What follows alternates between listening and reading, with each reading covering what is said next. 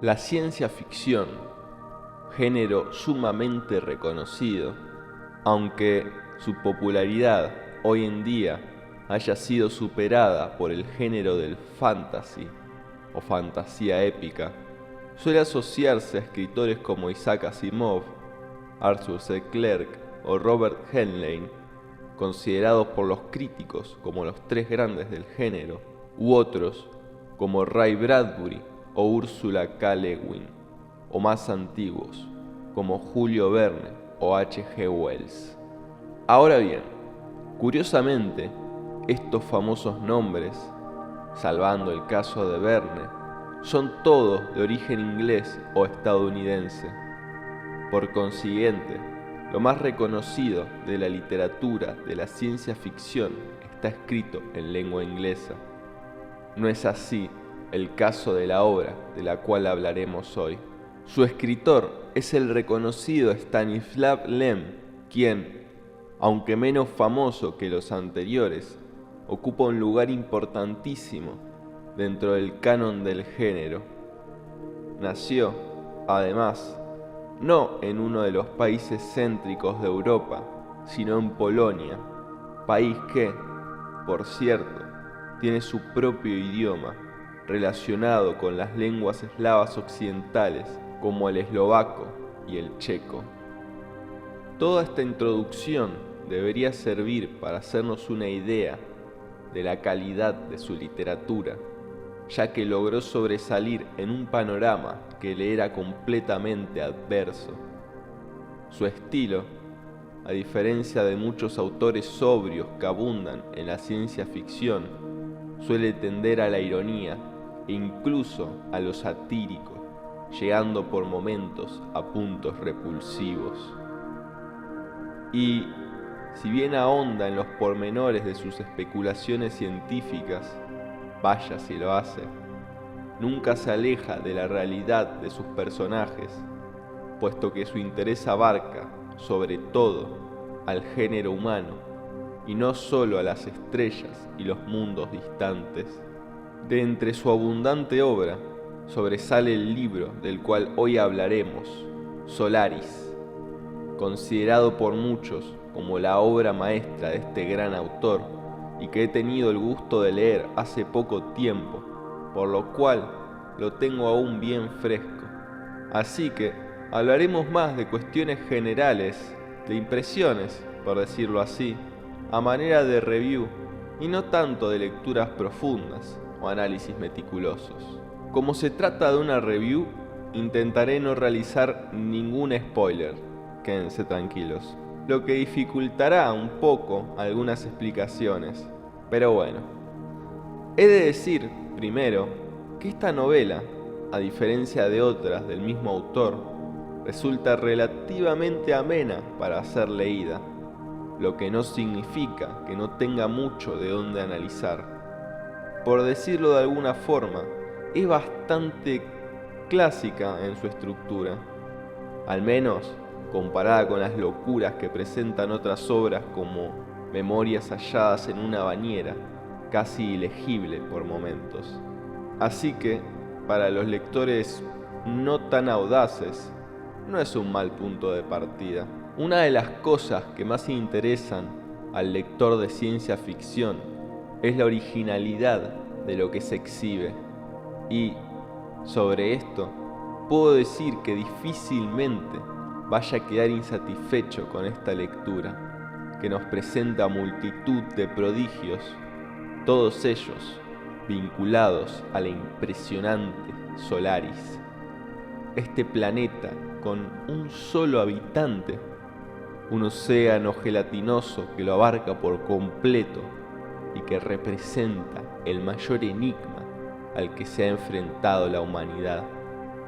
Es impresionante cómo esta idea, que para muchos escritores menores hubiera bastado para escribir toda una novela, colocando este descubrimiento al final en forma de revelación o plot twist, es para Lem tan solo el punto de comienzo, la premisa para todo lo que va a desarrollar.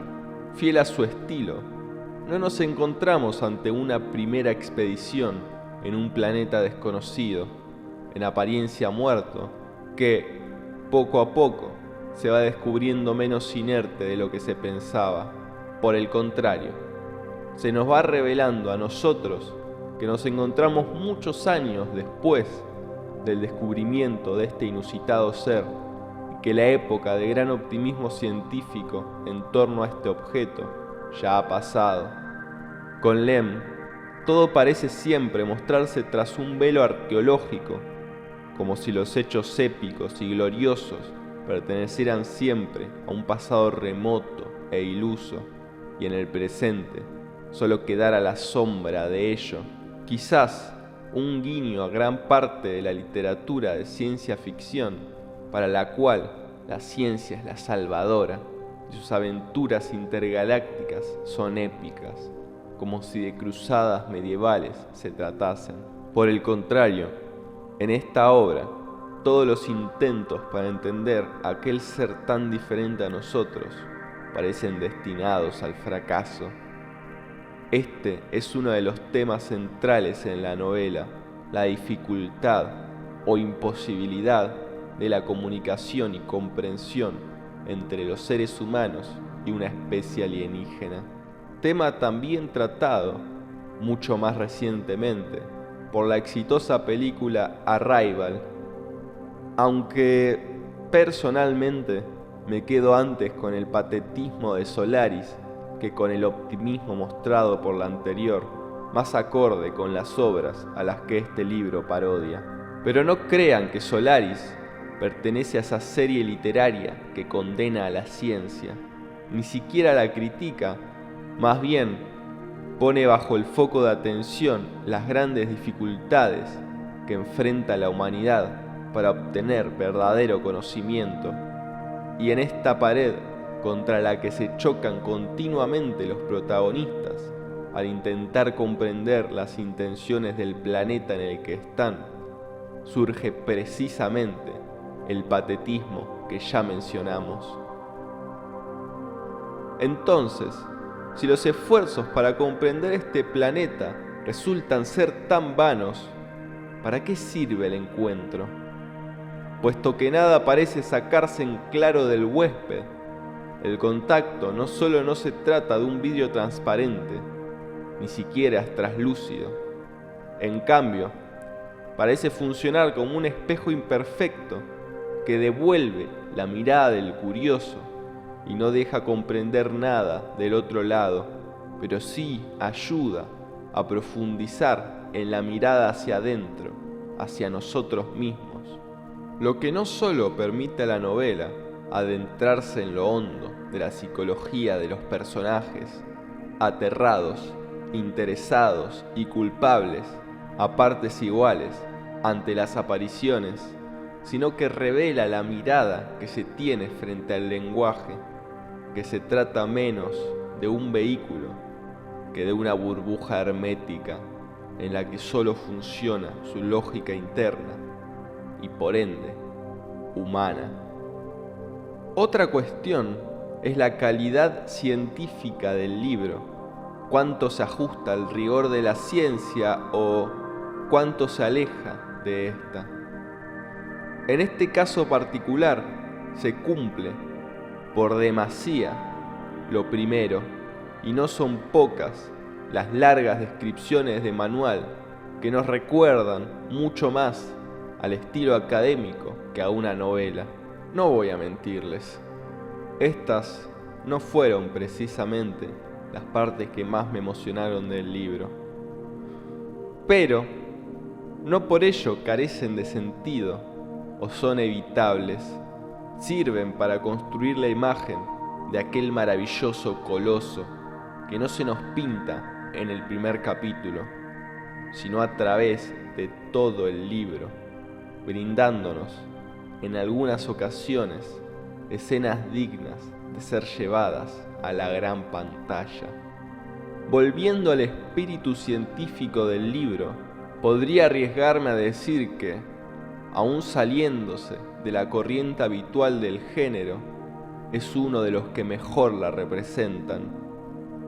Recuerdo con claridad párrafos enteros sobre discusiones entre distintas corrientes científicas acerca de Solaris, y debo decir que me recorrió un escalofrío ante lo realistas que éstas resultaban, al punto de que si las incluyeran en un manual académico sobre la historia de la ciencia, no desentonarían para nada.